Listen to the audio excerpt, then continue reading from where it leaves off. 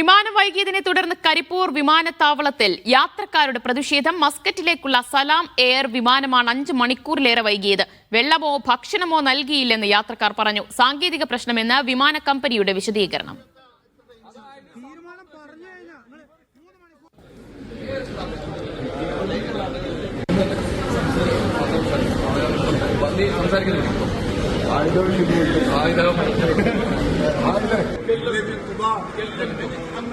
ജംഷീർ കൊടിഞ്ഞ വിവരങ്ങൾ നൽകും. ജംഷീർ, 5 മണിക്കൂറിലേറെയാണ് വിമാനം വൈകിയത്. അപ്പോൾ ഈ സാങ്കേതിക പ്രശ്നം ഇപ്പോൾ പരിഹരിച്ചോ?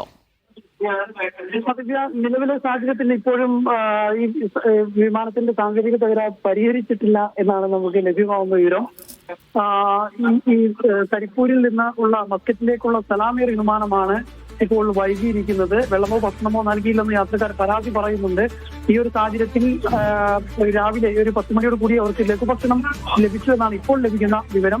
അതേസമയം തന്നെ ഈ സാങ്കേതിക തകരാറ് പരിഹരിക്കാനുള്ള ശ്രമങ്ങൾ നടത്തുന്നു എന്നാണ് നമുക്ക് ലഭ്യമാകുന്ന വിവരം. യാത്രക്കാരെ സംബന്ധിച്ചിടത്തോളം മണിക്കൂറുകളോളമായി അവർ ഇവിടെ തുടരുന്ന ഒരു പശ്ചാത്തലത്തിൽ വലിയ പ്രതിഷേധമാണ് അവരുടെ ഭാഗത്തുനിന്ന് ഉണ്ടായിരിക്കുന്നത്. അതേസമയം അടിയന്തരമായി പ്രശ്നം പരിഹരിക്കാനുള്ള ശ്രമം നടക്കുകയാണ്. ഉടൻ പരിഹരിക്കുമെന്നുള്ള വിശദീകരണമാണ് ഈ കമ്പനി അധികൃതരുടെ ഭാഗത്തുനിന്നും ലഭ്യമാകുന്നത്.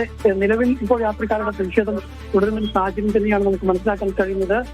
ഈ പ്രതിഷേധം തുടർന്നതിന്റെ പശ്ചാത്തലത്തിലാണ് ഇപ്പോൾ ഒരു ലഘുഭക്ഷണം നേരത്തെ അല്പം മുമ്പ് ഇവർക്ക് ലഭ്യമാക്കിയിട്ടുള്ളത്. ഇത് 4:05 പുലർച്ചെ 4:05 പുറപ്പെടേണ്ട മസ്കറ്റിലേക്കുള്ള വിമാനമായിരുന്നു. പക്ഷേ ഇപ്പോഴും പുറപ്പെടാൻ കഴിഞ്ഞില്ല എന്നുള്ളതാണ് ഏറ്റവും പ്രധാനപ്പെട്ട കാര്യം.